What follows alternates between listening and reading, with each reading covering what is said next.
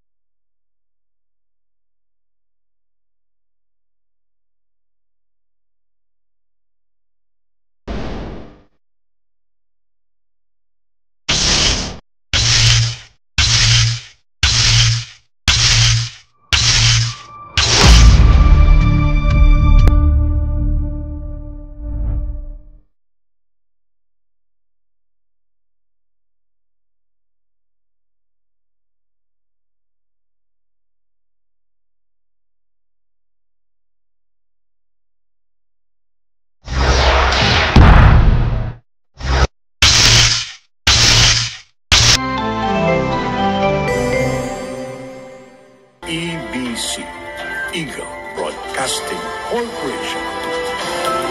Ito ang Radyo Agila.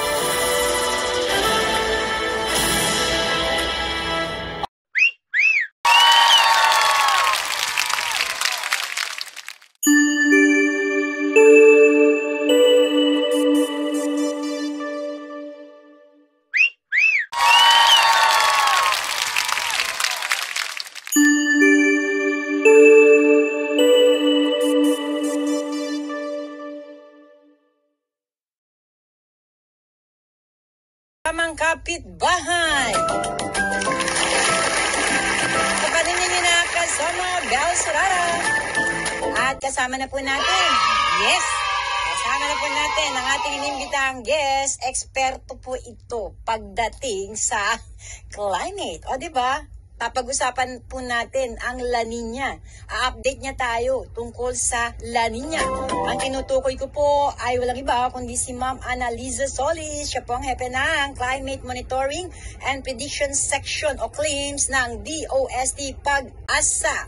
Ma'am Annaliza, good morning. Welcome po sa Kapitbahay.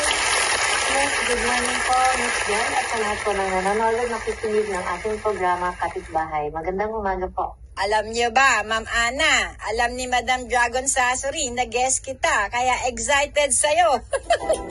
Sabi niya, send mo yung link sa akin, Bel, ha, panonoorin ko. Ayan. Opo, Ma'am Ana, sa ating pong paksa, pag sinabi pong La Nina Alert, ano pong ibig sabihin nito, Ma'am Ana? Well, ayun po. Ma'am, baka nais kang batiin. Nasa iyo pagkakataon, Ma'am Ana. Go ahead. Hello, Ms. Dragon Sasori, ang aming common friend and ating relative po dyan sa Yabani, Ma'am Ben. At sa lahat po ng ating mga kababayan dyan po sa Magdalena, Laguna. So, and also dyan po sa lahat po ng men and women ng DOST Pag-asa. So, mabuhay po tayong lahat. So, maraming salamat, Ms. Bel. You're always welcome here. At yan po si Ma'am Annaliza Solis, ang Chief ng Climate Monitoring and Prediction Section o CLIMS ng DOST Pag-asa. Stay safe, ma'am. God bless. Stay pretty, syempre. Mula October, no? 'di ba? Talagang ito ay mararanasan na yung La Nina alert. Pinalabas na po yung advisory ng Pag-asa. So, meron po kasing mga senyales na nararanasan pagka sinabing La Nina, di po ba? So, para po sa kabatiran ng ating mga kapitbahay, Ma'am Ana, ano ba yung mga senyales na La Nina na ito? Ayan. Well, dalawa po yung nakikita nating senyales dyan. So, yun po yung nakikita natin yung paglamig o yung unusual na paglamig ng dagat Pasipiko. Kasi particularly doon sa tinatawag na Central at Eastern Equatorial Pacific. Pero kung in terms of effect or impact nitong unusual cooling na ito dito sa may dagat Pasipiko, ang ibig sabihin lang po niyan, Miss Bell, ay mas mataas na posibilidad ng pag-ulan. So, pinapataas po kasi ng La Nina yung posibilidad na mas marami ang magiging pag-ulan na matatanggap ng ating bansa. So, dahil nga po posibleng maging mas active yung ating mga weather systems na posibleng magdala ng ulan tulad ng bagyo, so yung low pressure area, yung intertropical convergence zone, shear lines, and also yung pong habagat at amihan natin. So, ito pong mga weather systems na ito, yung maaaring magdulot ng mga matitinding pag-uulan na maaaring magresulta sa pagbaha, pagguho ng lupa, dulot ng mga ulan, lalo na po dun sa mga lugar na lubhang mataas ang vulnerability sa pagbabaha, including floods and landslides. So, yun po yung mga nakikita nating senyales na posibleng maranasan natin sakaling dumating itong La Nina. Programang Kapitbahay. Kapatid ninyo na kasama, Bel Surara. At kasama na po natin, kasama na po natin ang ating inimbitang guest. Eksperto po ito pagdating sa climate. O, diba? Papag-usapan po natin ang La Nina. A-update niya tayo tungkol sa La Nina. Ang tinutukoy ko po ay walang iba kundi si Ma'am Annaliza Solis. Siya po ang hepe ng Climate Monitoring and Prediction Section o claims ng DOST Pag-asa. Ma'am Annaliza, good morning. Welcome po sa Kapitbahay. Yes, good morning po, Ms. Jen, at sa lahat po ng nanonood nakikinig ng ating programa Kapitbahay. Magandang umaga po. Alam niyo ba, Ma'am Ana, alam ni Madam Dragon Sasori na guest kita, kaya excited sa'yo. Sabi niya, send mo yung link sa akin, Bel, panonoorin ko. Ayan. Opo, Ma'am Ana, sa ating pong paksa, pag sinabi pong La Nina Alert, ano pong ibig sabihin nito, Ma'am Ana? Well, pinalabas na nga po ng Pag-asa since July yung La Nina alert natin. So, ibig sabihin lang po niyan, Miss Bell, ay may posibilidad po na anytime ngayong October hanggang November, posible pong mag-issue ang Pag-asa ng La Nina advisory. So, ibig sabihin po nitong La Nina alert ay more than 70% na po yung nararanasan natin na posibilidad ng pagkakaroon ng La Nina in the next couple of months. So, yun po yung ipinalabas na bagong advisory ng Pag-asa. Ayan, mga kapitbahay, malinaw po ha. Ang inyong mensahe po sa mga kapitbahay natin, kaugnay po ng ating tinalakay na topic, yung pag-update nyo po sa La Nina po. Ano po ang inyong nais na iwang pananalita po sa kanila? Opo, Ms. Bell, sa nakita pong pagtataya ng DOST Pag-asa sa ating panahon sa mga susunod na mga buwan, maaari pong magkaroon po tayo ng La Nina at posibleng magpalabas ng La Nina advisory ang Pag-asa.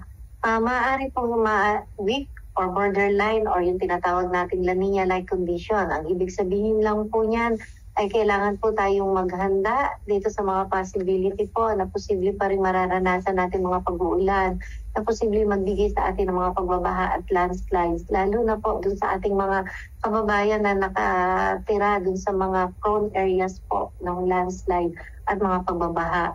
So una-una po natin, check for flood warning advisories from Pag-asa at sa mga local disaster.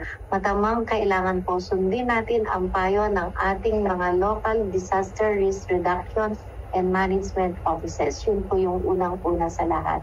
Ayan. And also, lahat po ng mga nakaka-obstruct sa atin flow of water para po hindi tayo makapagbaha. yun po yung ating gawin. At always have your emergency disaster kit ready. Ayun po. Ma'am, baka ninais kang batiin. Nasa yung pagkakataon, Ma'am Hana. Go ahead. Hello, Miss Dragon Sasori, ang aming common friend and aking relative po dyan sa Yapani, Ma'am Ben. At sa lahat po ng ating mga kababayan dyan po sa Magdalena, Laguna. So, and also dyan po sa lahat po ng men and women ng DOST Pag-asa. So, mabuhay po tayong lahat. So, maraming salamat, Miss Bel. You're always welcome here. At yan po si Ma'am Annalisa Zolis, ang Chief ng Climate Monitoring and Prediction Section o CLIMS ng DOST Pag-asa. Stay safe, ma'am. God bless. Stay pretty, syempre.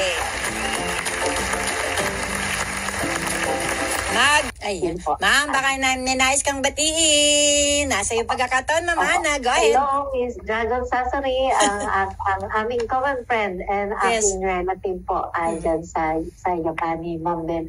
At sa lahat po ng ating mga kababayan dyan po sa Magdalena, Laguna. So, and also dyan po sa lahat po ng men and women ng DOST Pag-asa. So, mabuhay po tayong lahat. So, maraming salamat, Miss Bel. You're always welcome here. At yan po si Ma'am Annalisa Zolis, ang Chief ng Climate Monitoring and Prediction Section o CLIMS ng DOST Pag-asa. Stay safe, ma'am.